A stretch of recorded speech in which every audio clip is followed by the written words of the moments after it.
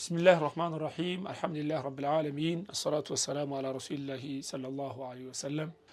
قدر النبي ታወቀው አላህ Subhanahu Wa Ta'ala ወስኖታል ሁሉም ነገር ተወስኗል ተጽፏል አላህ ሁሉም ነገር ከመሆኑ በፊት ያውቀዋል ያንን ነገር ለውህል محفوظ ጽፎታል ስለዚህ በቃ አላህ ወስኖታል ብለን እንተው በቃ እንስራ አይደለም ምንድነው ነብያችን ሰለላሁ ዐለይሂ ወሰለም ስሩ ብለናል ነብያችን ስሩ ብለውናል አላህ Subhanahu Wa Ta'ala የታዘዛችሁትን ስሩ ቁርአን ላይ ይላል ነብያችን ሰለላሁ ዐለይሂ ወሰለም ስሩ ይላሉ ስለዚህ እዕመሉ فكل ميسر لما خلق له ስለዚህ መስራት የሚጠበቅብንኛ ነው የጻፈው ሚስጥር የቀደር ሚስጥር እኛ እናቀውም አንተ መምራት ትችላለህ አላህ Subhanahu Wa Ta'ala لمن شاء منكم يستقيم ይላል ቁርአን ላይ ቀጥተኛ መንገድ መከተል ለሚፈልግ ነው ይወረደው ይላል እዚህኛ ምርጫ አለን አላህ Subhanahu Wa Ta'ala ምርጫ አስብቶልናል ስሩ ብሏል ስራችንን ወደ ራሳችን ያስጠጋው መሻአችንን ወደ ራሳችን ያስጠጋው ስራችን አላህ Subhanahu Wa Ta'ala የፈጠረው እኛንም ስራችንን የፈጠረልን አላህ Subhanahu Wa Ta'ala ነው የኛ መሻአ ደግሞ በአላህ መሻአ ስር ነው ግን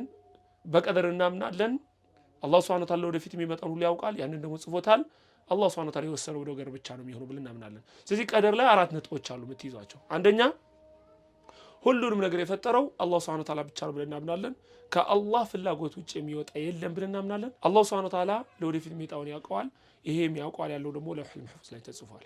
አንተም እኛም ሁሉም መሻአለ ፍላጎት አለ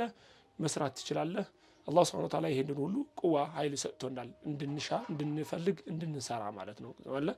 ግን አንተ ለወደፊቱ ምን ልትሰራ እንደምትችል አላህ ያውቀዋል ባያውቀውማ ይሄ ፈጣሪ ላይ ነውር ነው ያውቀዋል ያ ነገር ተጽፏል ስለዚህ በምርጫህ ነው የምትሰራው ማለት ነው